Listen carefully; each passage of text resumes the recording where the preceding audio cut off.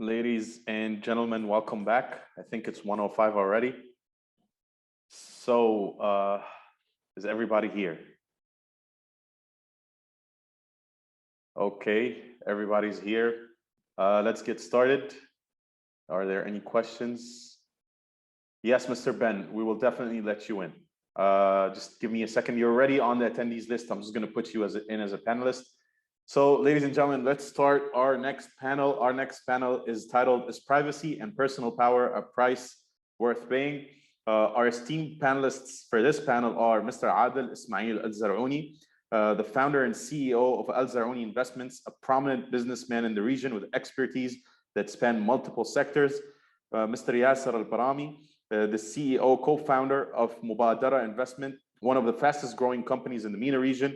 Mr. Yasser is a serial entrepreneur who helped take the first Arab company public on NASDAQ with a market capitalization of $1 billion. Mr. Talal Al-Aju, he's the manager of the investment department of the Al-Aju family office. He's also the co-founder of Amana Global Partners. Mr. Ben Matthias, he's the managing partner at Vertex Venture Management. Mr. Ben has a vast experience in the technology and healthcare sectors. He's a board member, or has been a board member on various companies in the space, and continues to be a board member in various companies in this space.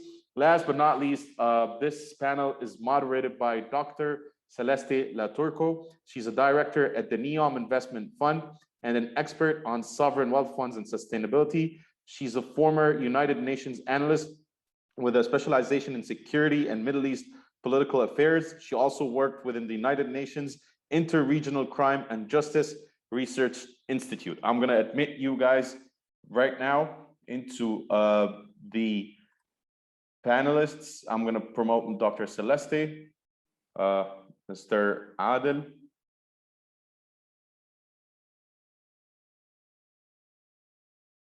Okay.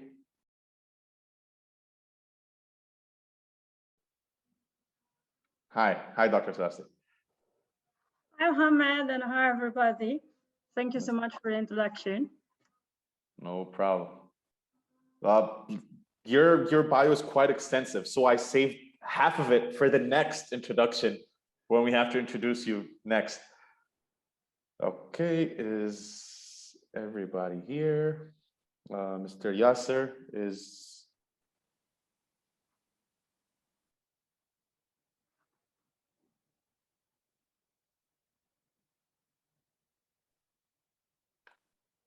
Just a second.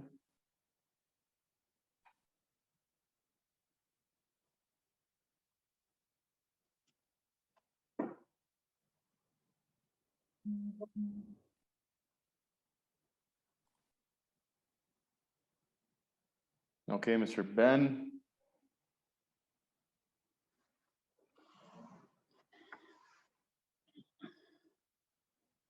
No, Mr. Yasser Barami is not here.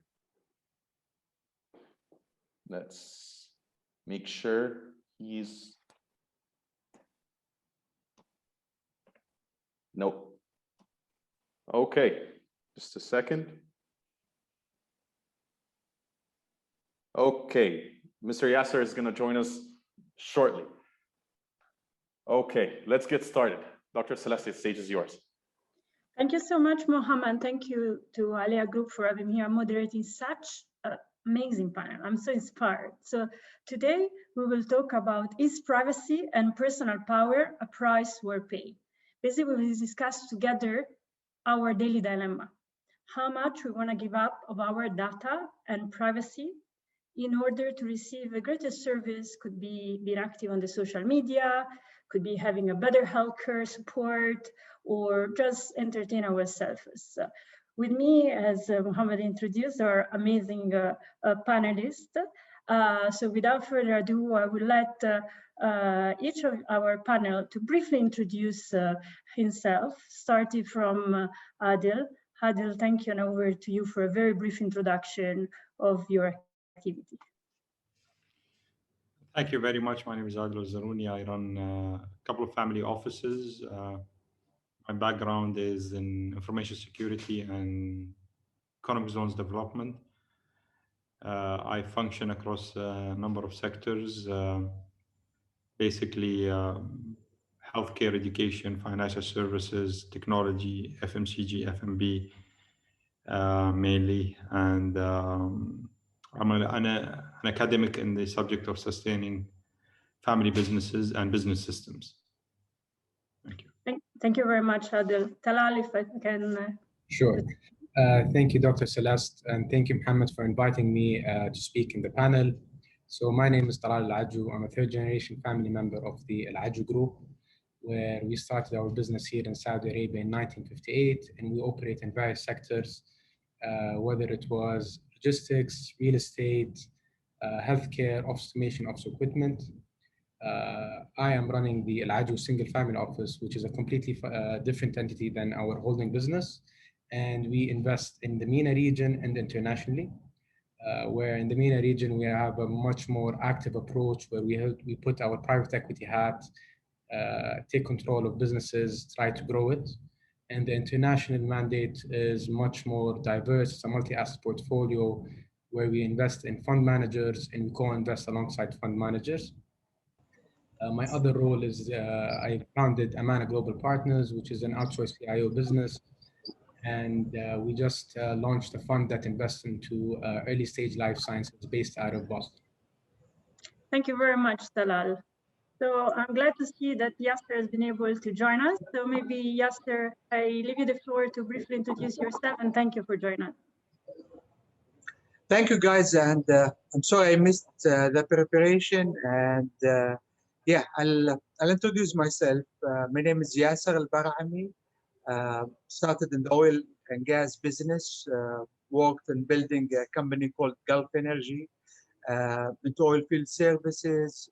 We built it through SPAC to be listed in NASDAQ 4 years back. Now I'm taking more interest into the IT business and building ecosystem. So we are into the buying into a company into cybersecurity. We're running ERP systems at the moment, and we're building the ecosystem more into the sharing economy. We are started a delivery service. And so it's quite interesting to live in the days we are living now.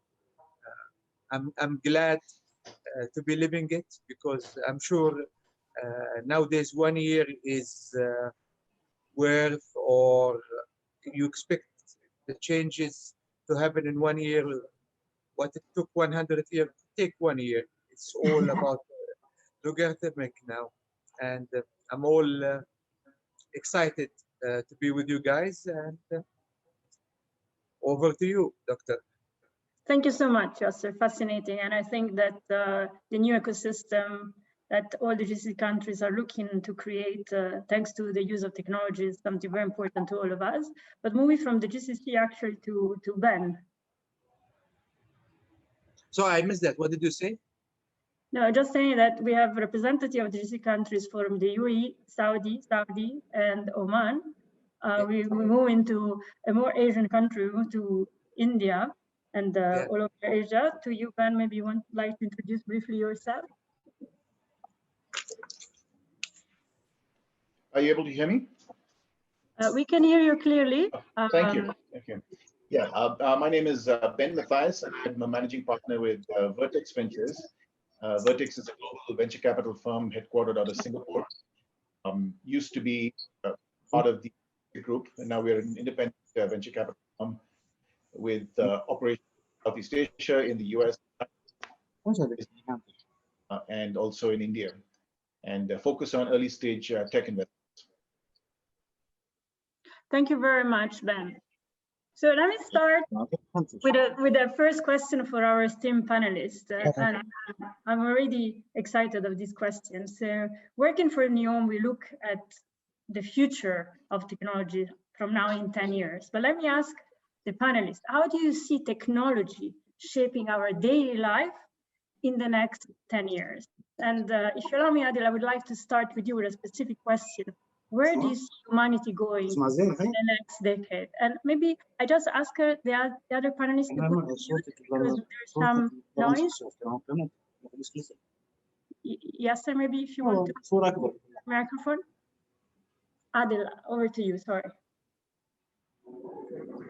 Thank you very much. هو ياسر إذا تقدر تحطه على الميوت يكون ممتاز. I will. I need my glasses. Fantastic. So I have been fortunate in being part of a lifestyle company in tech in the UAE and a leading player in the GCC when it comes to loyalty and reward. It's a company named The Entertainer. And when it comes to my view of where technology is taking us and probably is demanding, is the aspect of mainly hyper customization. And this is a terminology that actually encompasses a lot of things under it. I mean, to be able to hyper customize across any industry is to be able to collect data accurately and comprehensively and be able to mine it intelligently and to be able to then hyper customize an offering, whether it is in the as a service or a product, to best fit the individual. So individualism, hyper customization is what technology is really being able to enable us. And with that, the hope is that it increases productivity across the board. This is why humans are being able to produce tens, if not 100 times more than generations before. It is because of the ability to hyper customize. Thank you. Thank you very much, Adil. Hyper customization is very interesting. I think that the time where one solution fit everybody needs is gone, and it's time for tailor-made solution in many fields, but without any doubt in the technological field. Salal, you wear many hats. You are a part-time CEO in a healthcare company, you are a VC investor, and as well you are part, of course, you contribute to your family group. And I'm very proud of new Saudi generation that's very active. So let me ask you, in accordance to your background, which are the sectors that will be shaped by this new technological revolution, if you can call it? So I think we should take a step back and see that technology actually had a huge impact in our daily lives for the past 20 years, 2 decades, whether it was streaming videos or ordering groceries online or whatever it is. That trend was inevitable. However, I think COVID actually accelerated everything. About the sectors that will be affected in the next 5 or 10 years, I think all sectors will be affected, whether it was healthcare, retail, construction, manufacturing, whatever it is. And AI and machine learning will be the most important pillar for that trend. So a couple of sectors to give you examples of retail. There's a new trend in retail which is called smart living, where all the big boys or all the big players are actually investing heavily in it, where they're creating products in our houses that is driven by AI, which whether it was Alexa from Amazon or Siri from Apple, or these new smart fridges where it tells you if you're running low over milk or water and orders it for you, or smart beds where actually sees your sleeping patterns. So that's in retail. We have smart cities. I'm not going to elaborate, Dr. Celeste, because you're more experienced than us here. And the most important sector, in my personal view, is healthcare. I think healthcare healthcare today is at a tipping point for disruption. In the past, healthcare was predominantly a reactive treatment approach. Today, we're going to go into a more preventive treatment approach where genomics, DNA sequencing, personalized medicine come in play. And life sciences is going to play a vital role in technology in the future. Fascinating, thank you, Talal. And I think that for the healthcare sectors, what Adil was saying about hyper-customization is even more important. And there are new techniques to understand how to serve better the different kind of people and as well disease. So Ben, let me ask you if you would like to share with us your views and of course through your experience with Vertex and different kind of geographies. Yeah, thank you, Celeste.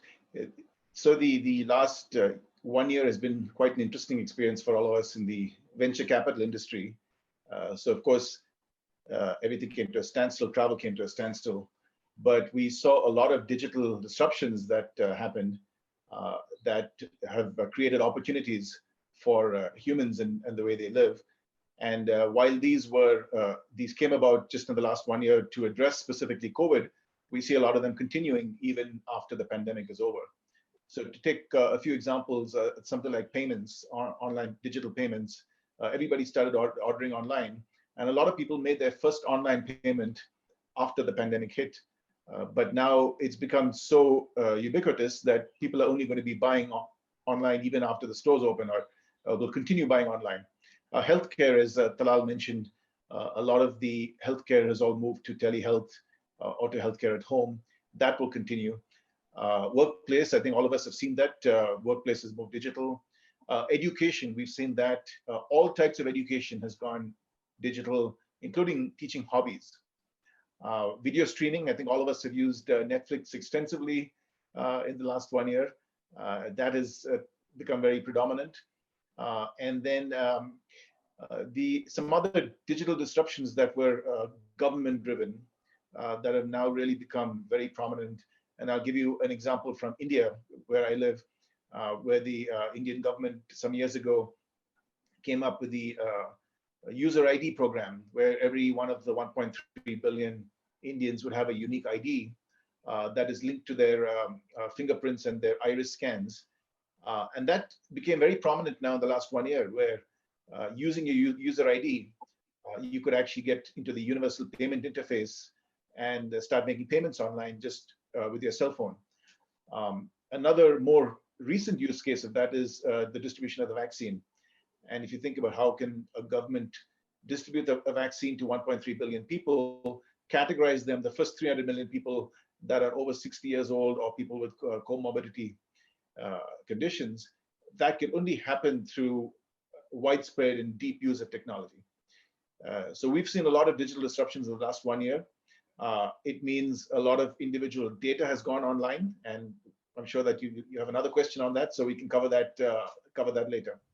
And to add, Dr. Celeste, to add to Ben's point on welfare states and governments that had a strong technology embedded in their backbone. So countries like Singapore, where they have a very strong technology backbone, did not get affected with all these stimulus checks.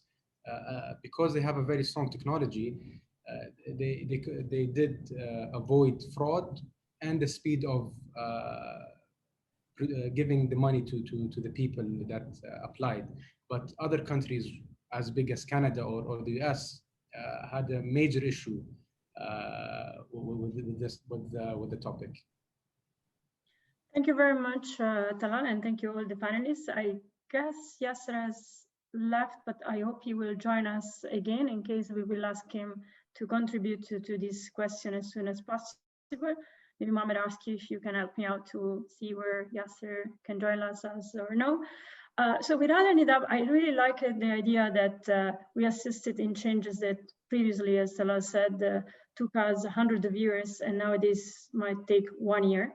I'm glad to see Yasser is back. Yasser, are you with us? Yasser, maybe if you would like yourself to unmute, I'm going to repeat the first question and you can maybe answer us because you missed us. So I was asking all the panelists and they already replied, but we would like to know more from yourself. How do you see technology shaping our daily life in the next 10 years? Over to you, Yasser. Okay. It will be an interesting time, and let me share a personal experience with technology. My daughter studies in one of the American schools in Oman. She's been always in the American system. We traveled, we were living in Dubai for a while, then Oman. And recently, when the schools, the traditional schools, were not prepared to go online, I moved to a US-based education system online, and she became much happier. She became more excited to go to school, because that school has been always an online school. And this is where I see the future. I mean, I'm going to shift all my kids to be online. So basically, we are going to create a global citizen. This is what's exciting. Anybody, today my daughters are studying from our village in the mountain of Dhofar in Oman. She's here with me. I am here in Salalah, and she's enjoying going through her education, building her own schedule, studying about psychology, studying the things she wants. She is not only fixed on what the teacher are telling her. She studied on her own pace. And that's the base and the floor where we are going to create a global citizen. And this is what is all of us we will enjoy. And this is all is due to the technology. And one of the advantage of having this being forced to go digital. Yeah. Thank you so much, Yasser. I thank you for bringing this very important example. I guess that having already the very young generation be part of a global citizenship program, that also actually where the world is leading us to through the support of technology. It's a great example. Thank you. So I would say that education and healthcare and for sure payments are among the sectors that will be more, and entertainment, more highly impacted in the next 10 years. So I'm glad to come up with another, I would say a little bit controversial question. So if data are considered the new fuel in this new global scenario, and of course, a lot of emphasis has been given to data privacy, data security, and importantly, to the ethical management of data. We know that data suppliers or service suppliers have the possibility, rightly or wrongly, to influence consumers' preferences when they know them.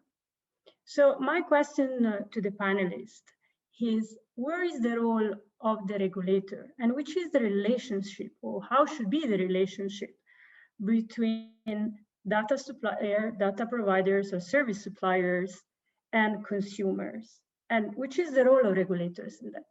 So Ben, let me start with you with the very actual question. We saw the huge shift from WhatsApp to Signal in consideration of privacy-related issues. So maybe you would like to elaborate on this specific example. Yeah. So before I talk about that example, just the benefits of the digital disruption and all the benefits they're getting means that there's a lot of our data that's out there, whether it's financial data. All of us are using fintech apps to buy insurance online or to make payments. So all our financial data is out there. Location data, when we take a taxi ride or buy a ticket online, our location data is out there. When we buy something through an e-commerce site, all our purchase information is out there. Our healthcare data is also out there online. Even our login credentials. If you use Google Chrome stores all your passwords. And then the other thing is kids today are consciously putting all their personal information online through social networks, Instagram. They're putting their entire personal lives. And this list is going to grow. We talk about connected vehicles. We talk about IoT implants, genome sequencing. The list of all the data about each one of us is going to keep growing. So we know the downsides. We know that there's a risk of hacking. There's a risk of breaches, and there's been enough of that. But what's the role of the people, and what's the role of the government? So the example you gave, Celeste, WhatsApp was a Signal. So the moment WhatsApp announced that it was changing its privacy policy, there was a huge backlash, and people became aware that it could impact them. And then overnight, everybody started downloading the Signal app, an app that nobody had ever used before. So the pressure gets put. People have the ability to put the pressure back on the service provider. Another example is just, in fact, yesterday, Google announced that it would no longer use third-party cookies in its web browsers. So you can no longer track users as they visit multiple websites. Now, obviously, it's not to Google's advantage to do this, but they did this because they felt the pressure from the people and the pressure from the government. So a lot of governments are now making very active privacy laws. And I think we're aware of GDPR, which is the European privacy law. India has a PDP privacy law.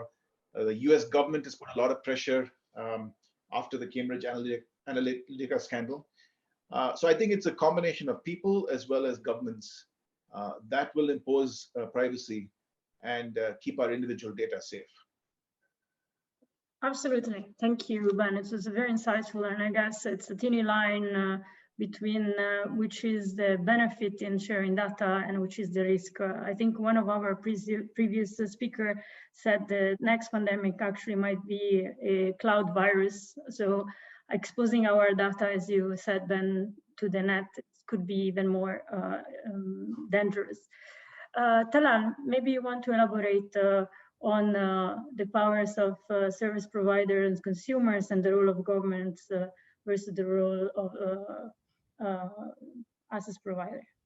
Sure. So I think today we're living in a data-driven economy where service providers will start to utilize the data that they have. And Ben actually gave a couple of great examples where digital wallets know everything about your spending pattern. Ride-hailing apps know everything about your transportation. Your phone knows everything about your interests, your hobbies, and so on. And these service providers will start utilizing the data to customize the products that they will be selling us. But at a certain point, I think a shift will happen where the consumer is actually becoming much more savvy when they're when they're purchasing products, where they research, they read reviews online. And an example, a personal example, where before I travel, where I used to travel a long time back, I actually go into Booking and I read all the reviews on the hotels that I'm gonna check, and that influences me. And it's not like a final selection process anymore. Companies don't push information to you as much as possible. It's a pull information environment at the moment, and it's going to develop in that way. Thank you, Talal. Adil, again, back to you. You have a very extensive background, both in the information technology and also on entertainment application. Maybe you want to elaborate on this question as well. Thank you very much. As I've highlighted, my background is actually information security, and I functioned in Saudi Arabia with telecom companies. Had the pleasure to do this. But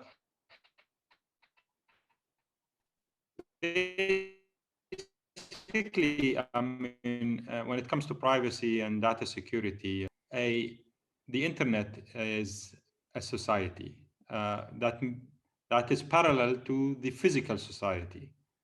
And it took thousands of years for the physical society to have evolved rules and regulations and religious views to govern what is right and wrong. And that is never static. It's always changing and continues to change and will continue to change. You need to realize that in the cyber world, the cyber society has only started in the last 2-3 decades. And it is trying to evolve fast enough to actually also identify what is right and wrong and what is considered ethical and not, and that will continue to change as time goes by. The hard part with the cyber world is that it's all a small village. So the whole world is actually a small village cyberly. So to get consensus, to get global views, to agree on what is right and wrong and what's ethical, what's not, and how to impose that is not easy, but it will happen. It will have to happen. I'll give you on privacy. I'll just give you one simple example. I had a panel of millennials And we were aboard discussing what is considered ethical and what is considered invading privacy, and when it comes to data. And we thought, let's ask the millennials, the younger generation that are actually using the different solutions that we provide. And their views were very different than our views, which was quite informative. So for example, we've realized, and this is only very limited research, for example, they don't mind that we know a lot about them. They would appreciate the convenience of giving them what they want all the time. So filtering through what they need to see. But what they did not like to feel is that we actually are doing that intentionally. So they didn't want to feel that we are actually using their data to give them what they want. They still want to be given what they want, but without really feeling it. So it's a very different thought process and a very different reaction to the concept of privacy and what is considered ethical and not when it comes to data mining and data usage for customization. Thank you very much, Adil. A very interesting perspective. Yes, sir. Can I turn to you? Yeah. Okay. It's very, very interesting. But if I look to the region and the regulators here in our region, I believe they could be more open, more liberal, because the way it could be happening now, they are swimming against the current. You can swim against the current for a while, but then you will get tired. The more open they are, the more open with the. I'll give you an example. Here, just before COVID, most of the region, Zoom, the application we are using was banned. WhatsApp calls is banned. It's all because of security, protecting the society. But in reality, everyone has a VPN. So instead of the regulator going through the system, why don't they just open up again, the whole world has become a village. So the regulators have to be open. The more they join the system, the more which they will be accepted, and they will be able to influence the flow of the data by becoming liberal. Open the market, and then you can be part of the market. That's my concern and take on the regulator trying to control something which you cannot control. Thank you very much, Yasser. So I would like to follow up this question, including your views in the next decade. So who's gonna win in the next decade? Are we gonna really open up? And I think it was very interesting what Adel shared with us in terms of the millennial preference. That is, we are happy as long as that can provide us with a greater benefit, that is services for us. We're happy to share our data. And of course, I think that goes with the idea that data protection is very important. So there's a sense of confidence from the new generation as well that I would not necessarily see in the old generation. I think that all of us are very, very jealous of our privacy and of our data because we know intrinsically their value. So let me ask all the panelists, how do you see this going in 10 years? Well, in 10 years, it will be a very interesting time. If I would know, I would have built a company or buy share in a company, but I know it will be a completely open market. And an old guy like me, we were, when it started having the phones with camera were banned in our countries, just to protect. That was some kind of protecting the data. And so you can just estimate what's going to happen. Our kids, they will be enjoying all, not our kids, ourselves, we will be living in a free data. Okay. It's the decentralized. Blockchain will be there, decentralized. And by having the decentralized of the blockchain, perhaps will give some kind of protection on the privacy, which allows you to go open in everything. So yes, I well understood your views is that actually there will be a relaxation in terms of people tendency to give up a little bit of their privacy and data, because first they trust the system a little more from blockchain and others, and secondly, they see the benefit. Is it correct? Yes. Thank you. Maybe some others view? I think in contrast to Yasser, I'm going to put my millennial hat. I completely agree with Yasser. I think we will be living in a much more relaxed world. And there are two major things that will affect that. First of all, is transition of wealth. So there will be a huge transition of wealth from the older generation to millennials in the next 5 to 10, 15 years. And that will accelerate all the trends that we're living today, digital economy and so on. Thank you, Talal. So I guess that studying the preferences, the millennia will be very important for VC investors. So maybe Ben, over to you. Yeah, as VC investors, we love the trends of the millennials, and they give us, the millennial generation gives us things to invest in, and it gives us opportunities. I do want to add a word of caution though, as more and more of our lives go online, there is also a greater risk, because there is a risk. I think somebody in the panel mentioned data terrorism. If you just take an example of driverless cars, at some point, a lot of cars will be driverless, but if anybody is able to hack into that system, can you imagine the chaos that could be caused? What about human implants, where all of us now, a lot of parts of the body can now be replaced by implants, and those can connect to an external computer that will be managed. Anybody hacks into that could cause major chaos. So the investment in cybersecurity needs to go up, and I think there's been a lot of advances in cybersecurity, but that will gain even more importance over the next 10 years to prevent any incidents. And we saw some of these incidents where the Equifax hack and then the YouTube hack, where a lot of data personal data got caught by hackers. That could happen again, and that could happen in a bad way. So as venture capitalists, we love new technology. We love people voluntarily sharing their data and using things, but we also look out for cybersecurity in those types of technologies, because that's equally important. Absolutely, Ben, and we really hope there will be no cloud viruses next.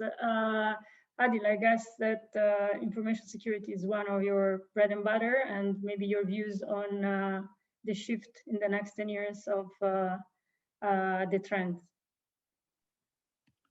When it comes to information technology and information security, I think we are still at the infancy of the field. It is ever going to grow and be needed.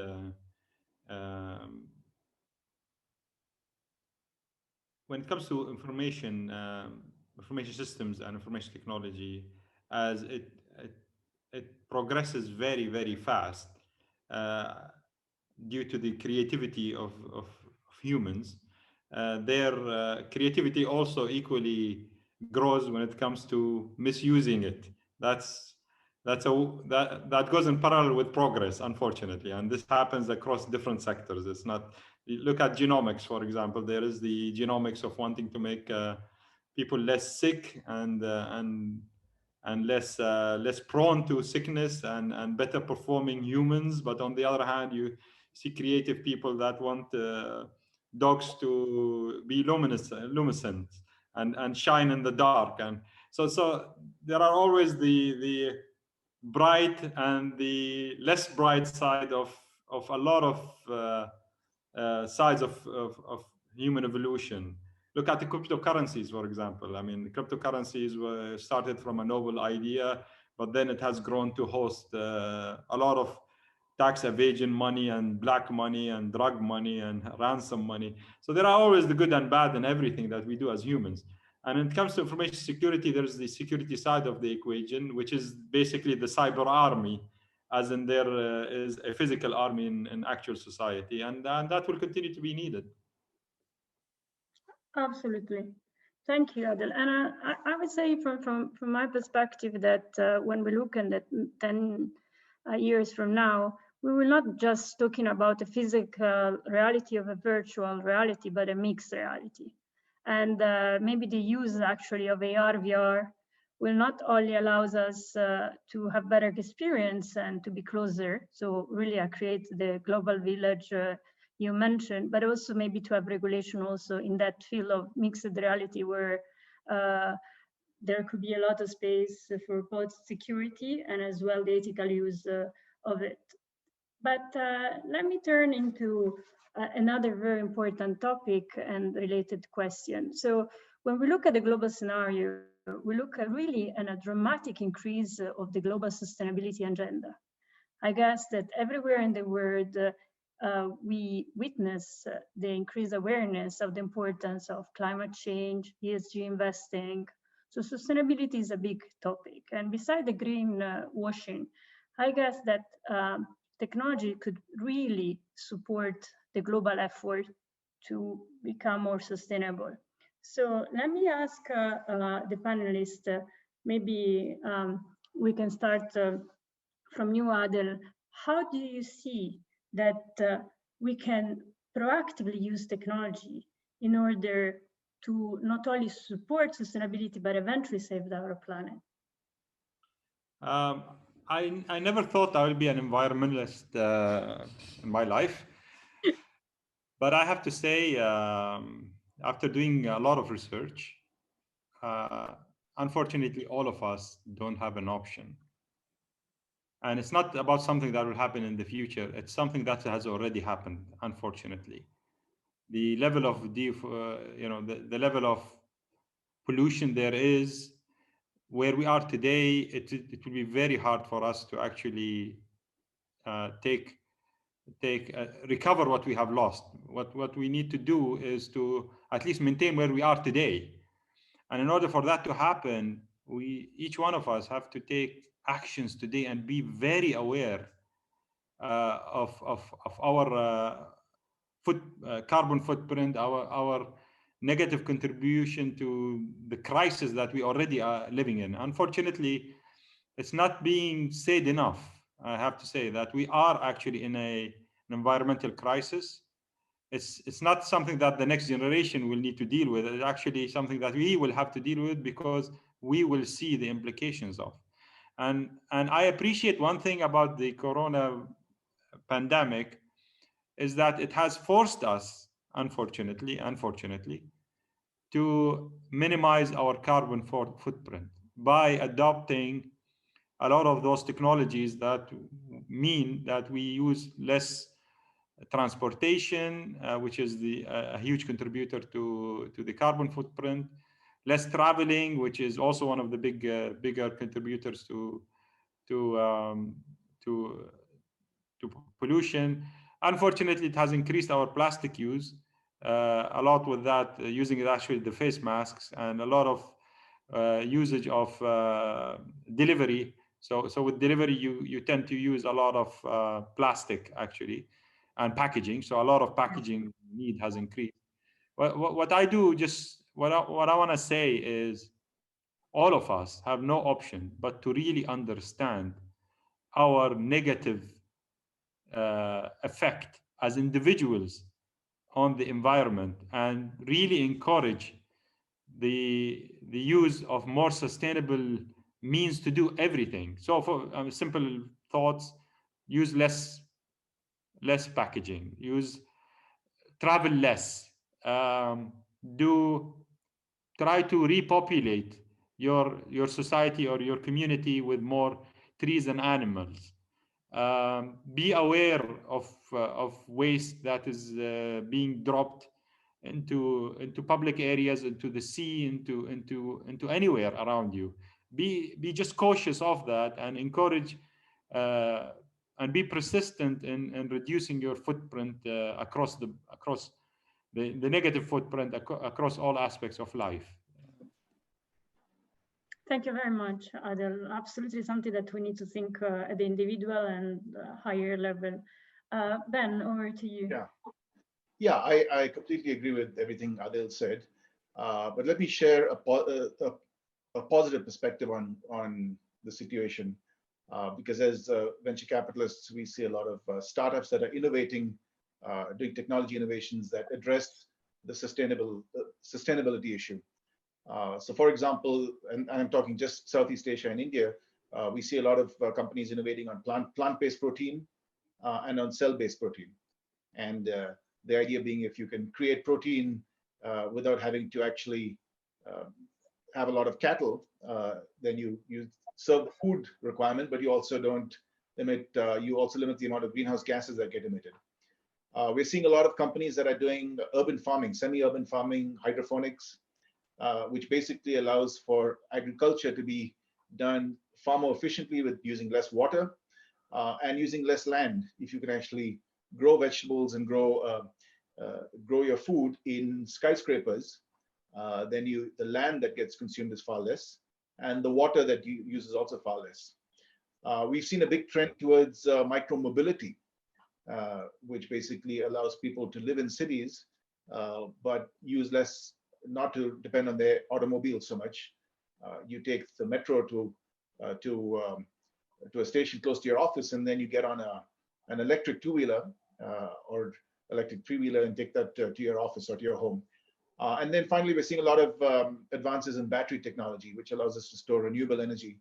And as we saw in Texas, there was a big controversy about when the grid almost shut down. The governor said that we were depending so much on wind energy that when the windmills froze, we couldn't generate the power. Whether that was true or not, the factor is if you can harness and store the renewable energy so that you can use it when you need it. And that's the other area where we're seeing a lot of innovation. So there is light at the end of the tunnel. I think there's enough of visibility into the sustainability issue. We just continue innovating technology from a technology standpoint. We will get there. Thank you very much, Ben. That really brought to my mind the question that all the investors ask: is investing in sustainable technology or in impact investment profitable as well, right? But maybe that could be a next question. Talal, over to you. I honestly don't have anything else to add, but I completely agree with everything that Adel and Ben said. And if we, Saudi, as the biggest oil exporter, started somewhere where we're developing a 100% sustainable city, which is NEO, and I would love to hear more from you, Dr. Celeste, actually, on that. Very, very glad to say more. I'm kindly invited to speak in the next panel, so, but I will elaborate for sure. Let me, if you don't mind, before elaborating, ask a follow-up question that goes maybe on what we do. So in NEOM, of course, we look at the different sectors in an innovative and sustainable way, but we don't want to lose in that profitability. And I guess the great change is that we are witnessing today is that technology, without any doubt, can support sustainability, but how can this happen in an also profitable way? So Talal, I know that you are also a VC investors and you contribute to your family group. So let me ask on this specifically. When you look at sustainability as a general topic, and when you look at your investment, do you think that this idea that sustainability can reduce profitability is over? I think that if you look at the long-term investors, sovereign and others, it's clearly over. Now, I guess the question is, how can we do this and be also profitable? So there's two ways of investing in ESG, Dr. Celeste. You can invest through the public side, where we're seeing today even financial markets are actually putting scores for companies, rating them at their ESG. I've read an article somewhere that ESG companies for the past 2 to 3 years actually performed much better than non-ESG companies.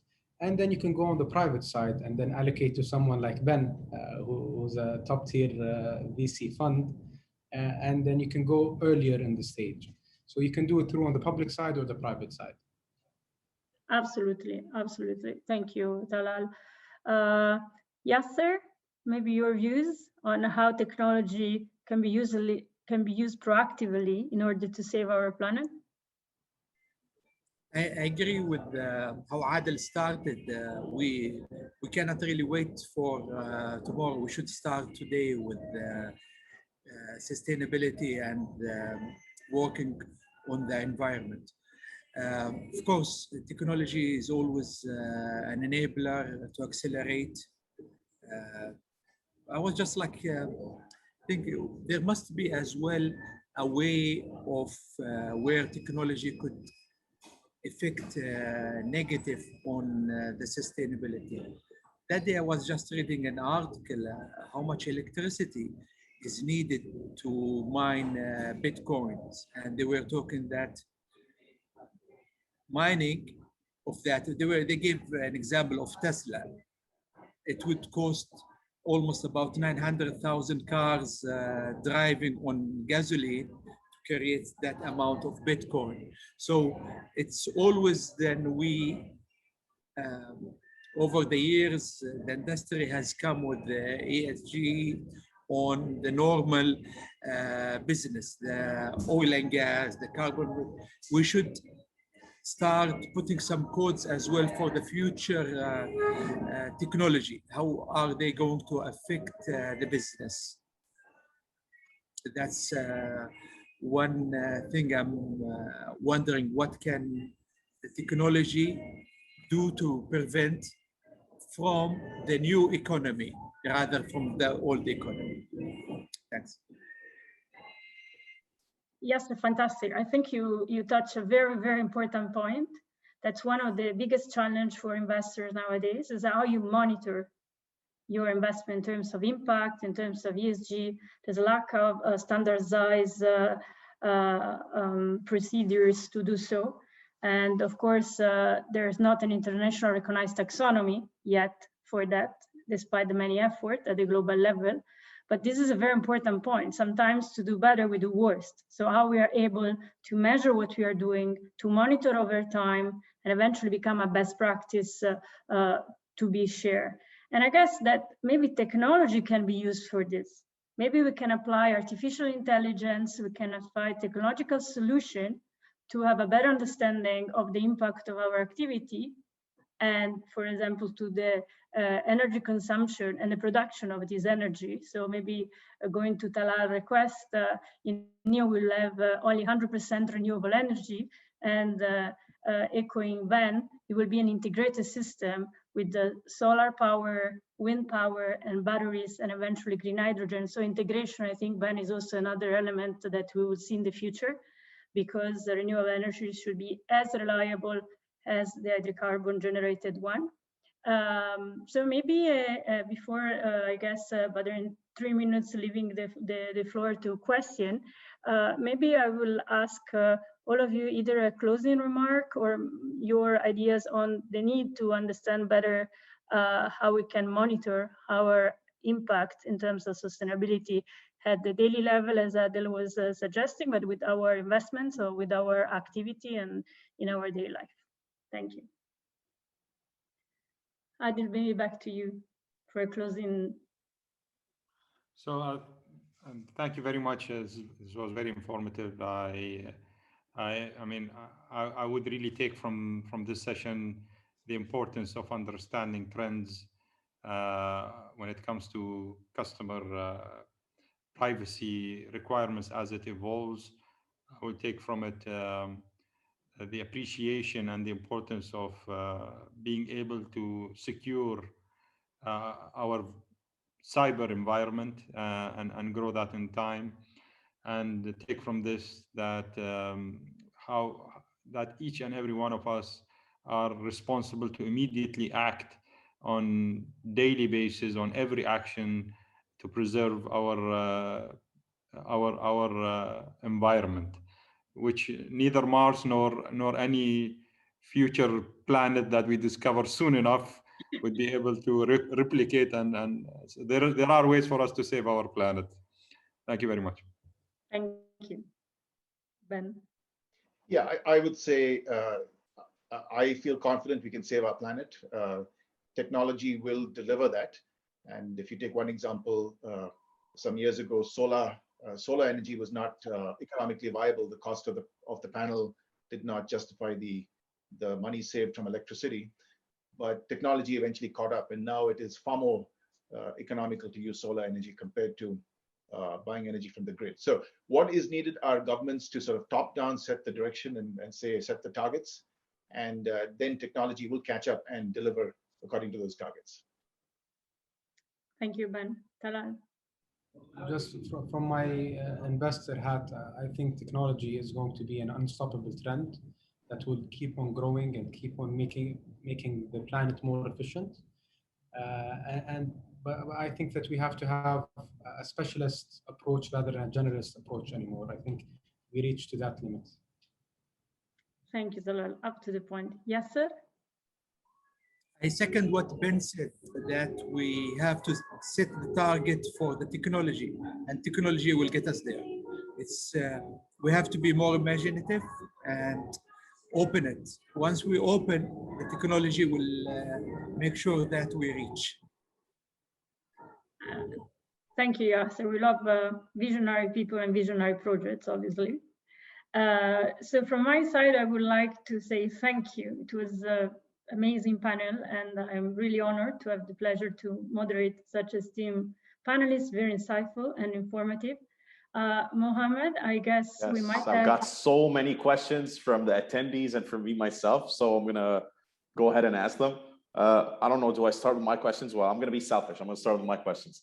Mr. Adel Azraouni, you mentioned entertainer. On the behalf of all the youth living in the UAE, would like to thank you for the entertainer, because we'd be broke by now if it wasn't for it.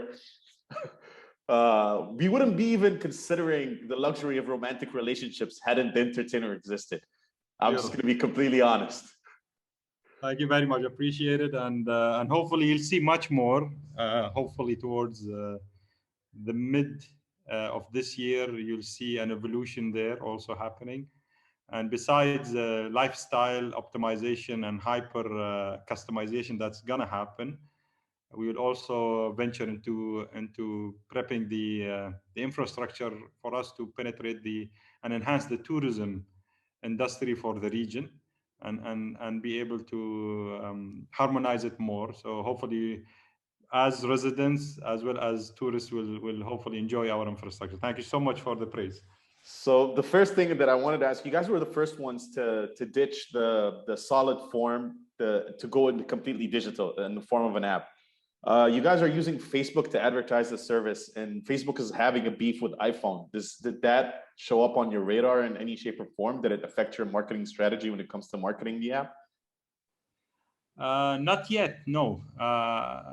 Thanks God, we as a company have been quite resilient and quite thankfully profitable, and we keep growing beyond ourselves. We're never satisfied, which is a good thing. And yes, we are naturally have moved from a publication company which had a book to a digital company which had a book that is digital. But now moving forward, we are going to become a smart lifestyle suggesting and cost optimization or smart spending app. So we will be lifestyle smart spending app moving forward, using multiple channels, inclusive of the social media channels. And more and beyond, what we will hopefully notice towards the end of the year, we will become a media factory ourselves.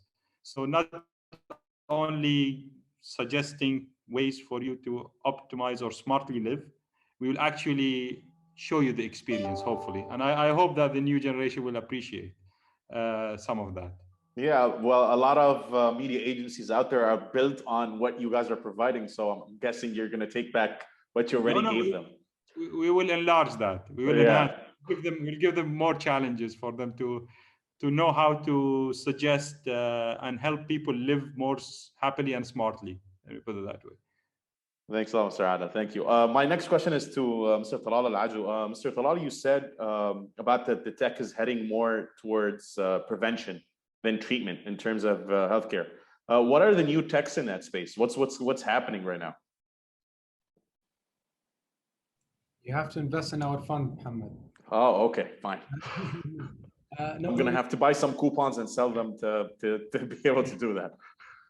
we're seeing a lot of, so unfortunately in this part of the world, in the MENA region, we are not seeing a lot of development in life sciences, where even a lot of companies are not, or the big companies are not willing to actually start producing products here. But in life sciences in Boston and San Francisco, we're seeing a lot of innovation in that space. So we've invested in 2 months ago in a company that will reduce brain imaging from 7 hours to 45 minutes with 95% accuracy in terms of finding, how do I call it? Malignancies. Exactly. Mm-hmm. Wow. That's impressive. That's impressive. Anything new that we can look out for, or that's it? That's all you're willing to give us? I'll let you know later. Okay, great. Mr. Ben, we're going to move on to you. Mr. Ben, everybody wonders, like, how's our data being used? Where does the data go? And how are businesses adopting better practices to harness the trust of its consumers? Yeah, so the data is being used in multiple ways. So just take one example for retargeting. So any place we browse, when you go on a website and then you realize that that website follows you around. You go to Facebook and then you see an ad for that website. So the fact is that Facebook knew that you were on this website. So that is an issue. And now that there are a lot of companies are now proactively trying to give you more privacy. And the announcement from Google yesterday that they will not do retargeting and carry your data from one website to the other is a big step in the right direction. Now that will of course affect companies that are depending on retargeting to be able to advertise and get new customers. So the whole way you would develop an online business, that would change, because now you've got to find other ways to acquire customers. So it's a balance between privacy versus how do businesses get to the right consumers in the most effective way. So, Mr. Ben, if I'm going to elaborate on your answer. So right now, Google is going to eliminate the use of the Facebook pixel, the thing that, so you can no longer use that little piece of code that you put by the title to grab the information and redirect them again to, once they've visited your ad, to keep hitting them. Google's going to go away with that. That was an announcement they made just a couple of days ago. And of course, they haven't gone into the details of that, but it would seem that they were going to stop allowing, they won't track you from one website to the other. But of course, they do have their own. They have their own, yes. Yeah, their own pixel. Yeah. Okay, I've got one more questions for everybody, basically. How can family offices boost their digital security? Who wants to start answering? Dr. Celeste, you're... All right, what's your take on this? I became a panelist, so I'm happy about it. But I think that the general trend of the family office or the GCC is an increased sophistication. So I guess that first of all, the level of awareness should be there. And I think that the first stage has been achieved by many of the family office in the region. And secondly, to be sure that you are using the latest and most effective technologies. And thirdly, that internally, people are educated, because sometimes you can be very prepared. You have the best technologies, everything is in place. And then a human mistake can really let the hazard to come. And this is a risk that is not bearable, especially for very sophisticated and large family office that might have offices or branches around the world. So you need to be sure that on one side you have the technological infrastructure, but as well, that people are very well educated to use it and also to understand which threat should not be allowed to enter. Okay, Mr. Yasser Al-Barami, can you elaborate if like any specifics you've been using to to boost your firm's digital security? What are the strategies? You can give us just points. At the moment, we are setting a blockchain cybersecurity. We are working with some good consultants. Personally, I believe in the blockchain could be the ultimate cybersecurity, and that's the direction I'm bidding on for the next year. And that's how I could see it. I'm new to the system here. I'm new to the arena, so that's why I'm relying on what my guts tells me and what the research is saying that blockchain is the ultimate cybersecurity for now, till we get the virus on the cloud. So you're going for the black belt of security straight away, blockchain, right out of the gate. Why not burn phases? Great. I've got one more question before we start admitting people to ask in person. The last question is, how do we bridge the gap between people in rural areas and the internet? As we all know that not everybody has access to the internet. People who are living in rural areas don't have as much access to the internet as much as we do. So how do we bridge that gap? Mr. Talak, we're going to get started with you. Actually, that theme was quite obvious, especially in the States, where when COVID hit, people that were living in rural areas or kids that were living in rural areas got affected big time in terms of their education because they didn't have the internet.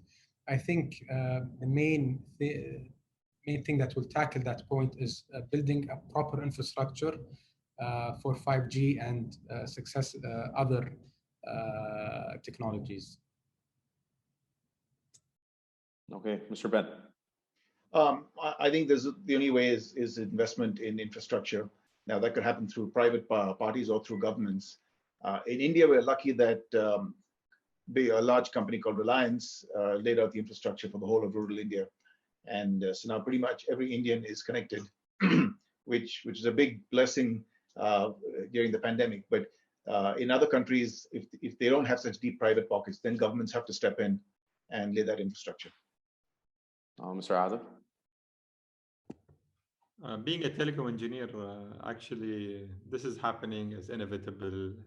It's beyond serving a need. It's financially the right thing to do. So it's only a matter of time where this is growing ever. And there are many technologies that are coming. You see satellite by Elon. You see 5G by a number of nations. You see fiber extending. And what could actually be helping moving forward is the ability to remotely work. And with that,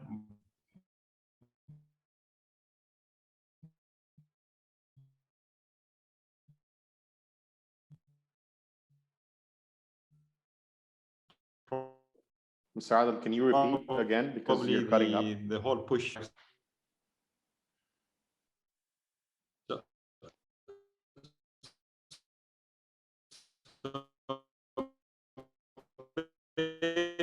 Basically, hello? Yeah, Mr. Adil, can you repeat again because you've been cutting up for the past like 2 minutes? Okay, so basically, I think it is inevitable because so many technology providers coming up, satellite, 5G, and fiber. But more so is the need of people, or today, probably the possibility of people not needing to go to cities to work and with remote working, and people wanting to actually have a better lifestyle and going back to remote areas. So this kind of a trend is going to push the world to be connected. So I don't see that there's an issue there. It is going to happen inevitably, in my opinion. Mr. Yasser? Yeah, well, I cannot really add more than what the guys have said. Great, thanks a lot, Mr. Yasser. Dr. Celeste, do you have anything to add to the final question? No, maybe I think this is an important question. Of course, infrastructure, but when we look at infrastructure, I think that our fault is to look from a developed or a frontier country. But when we look at the emerging countries that haven't been so lucky to have reliance, like India, I guess that something that really surprised me when I was thinking about financial inclusion, education, and be connected, it was that many times people don't have the way to recharge their phone. So it's very important to think about the basic infrastructure. And in this case, PPPs, especially, for example, for Africa or other emerging countries, could be the right solution, where you can involve both government and private sector to allow people to be really connected. So not only having device, but having really the basic infrastructure that can allow you to use the devices. Great, thanks a lot, Dr. Celeste. We're going to admit Ms. Rosanna Altair. She wants to ask a question. Just a second. Okay, Ms. Rosanna, you go ahead. You can speak now.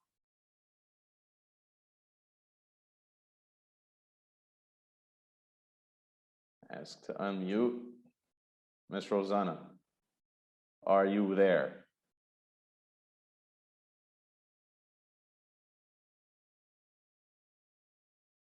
Going once, going twice.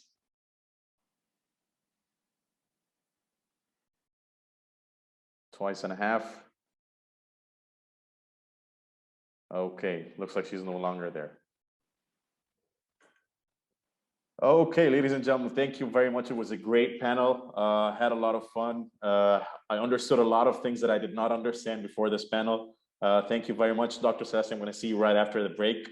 We're going to go away for an hour, basically, for a networking session. On the platform, you guys can just go and hit the Meet tab on the platform on the jubilee.com/redesigning the future, the Meet button, and then a list of people are going to show up. You can click on whoever you want to meet and you can network that way. That's the best way we can do it in terms of being a part. Thank you very much. We're going to go away for an hour. We're going to be back at 3:10 with our next panel. Thank you very much. Do stick around. Thank you.